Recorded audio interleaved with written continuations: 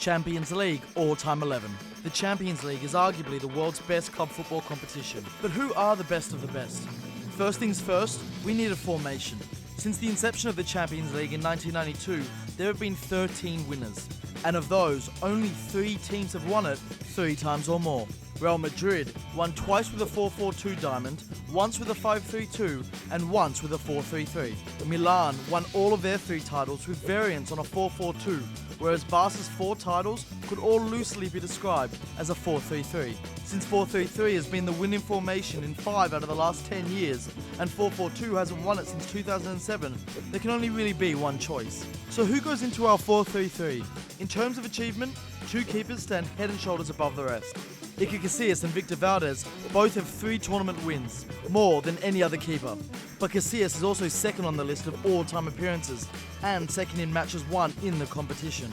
So our number one is Iker Casillas. Sitting in front of Casillas is another 3-time winner, Paolo Maldini, who edges out Roberto Carlos only on the basis that his winning Milan teams were founded on the outstanding defence he helped to build. Joining him at the back are Carlos Puyol, a 3-time winner with Barca, and Fernando Hierro, who won 3 times with Real, an amazing ball player and a proper hard man.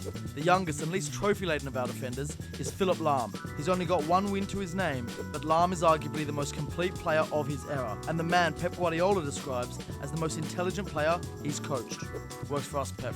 Now, for the midfield. Only one player has ever won 5 Champions League titles, and he's also the only person to win it with 3 different clubs. That can't be a coincidence. Step forward, Clarence Seedorf. But to join him, we want a holding midfielder and a classical playmaker. Paul Scholes is 6th in all-time appearances, has 2 Champions League wins to his name, 24 goals, and is the man once described as the best player in the world by none other than Zizou, Zinedine Zidane. Zidane, by comparison, only has 1 win. He's nowhere near the top in appearances and has only scored 14 Champions League goals. But he's Zidane.